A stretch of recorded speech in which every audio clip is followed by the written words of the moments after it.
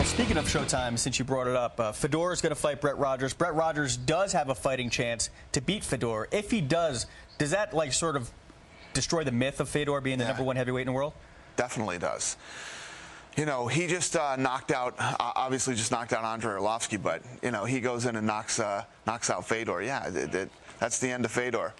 And then there goes these guys who have built the promotion off one guy again. Right. And one can say the same for you, where with Vitor Belfort coming in, really destroying Rich Franklin, and now you're talking about a fight with Anderson Silva.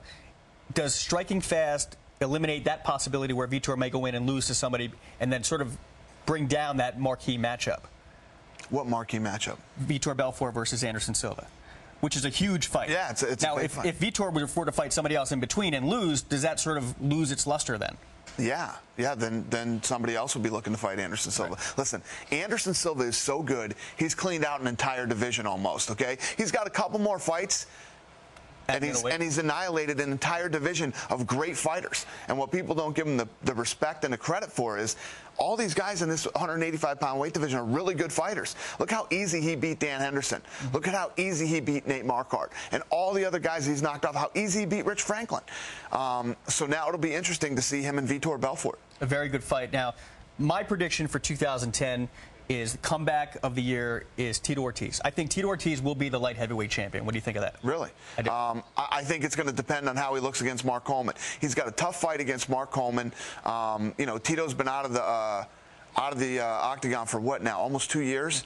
And back surgery. I mean, he's got his age now. He's older. He's got a lot of things to overcome. But there's no doubt that, you know, Tito's a tough guy. He's been in the game for a long time, and he's probably one of the best ground and pounders in the business. Right. Now, he did almost submit Lyoto Machida with a triangle, with a bad back. So I'm just thinking if he comes back with a really good back, he might really prove to everybody that he's still a great fighter. There's no doubt. If you look at all the guys who have fought Lyoto Machida in the UFC, Tito definitely had the best fight with him. Right. All right. Get that freaking mosquito out. Look at me, he won't leave either. Got him. All right. So sponsorships are a big business in the UFC, and obviously we've heard a bunch of people saying, okay, now you got to pay a certain amount of money before you can sponsor, which is just smart business on your part. How does that work going forward in 2010? Well, it really hasn't changed. The reality is we always have say over who can sponsor and who can't. They can't conflict with our sponsors. They can't conflict with Spike or DirecTV or In Demand. And really, the way that we figured it out, we worked this out for the fighters. Now, if you come to me and you say, hey, Dana, I want to wear this T-shirt, you can't, because Tap Out is a sponsor of the UFC. These guys just pay a vig, and they can be sponsored by them. What we're not going to let people do anymore is build their business off our back.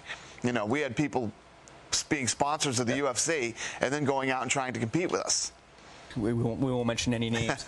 Speaking of sponsors, what exactly did you say to Brock Lesnar after UFC 100?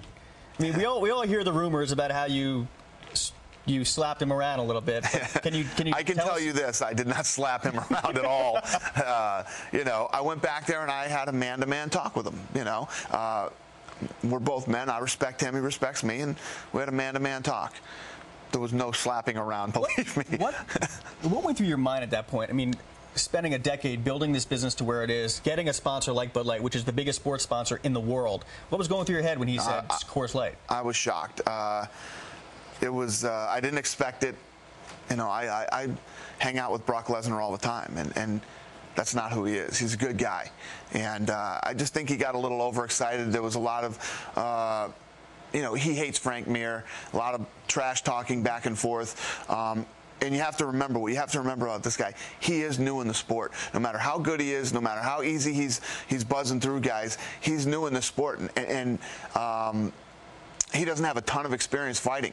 And there's a lot of nerves and a lot of bundled up energy. And, you know, he gets a little crazy. He does get crazy. Speaking of mainstream, does Chuck Liddell on Dancing with the Stars help the UFC? I mean, you made an appearance last week. Does that help your brand? Absolutely. It exposes it to more people, a lot of people who think, you know, and I say this all the time about Chuck. You look at Chuck Liddell, he looks like an axe murderer, you know, and the reality is he graduated from Cal Poly with honors with an accounting degree, and he's one of the nicest guys you could ever meet. having a guy like that represent us on a big television show like Dancing with the Stars, it exposes them to all these other people who have misconceptions about what the sport is about, and Chuck will crush them. All right, so it's The Ultimate Fighter on Spike TV. Tomorrow night, Kimbo Slice takes on Big Country Roy Nelson. This is Dana White. Thanks very much. Thank you, bud. Talk Appreciate to you soon. it. Until next time, enjoy the fights.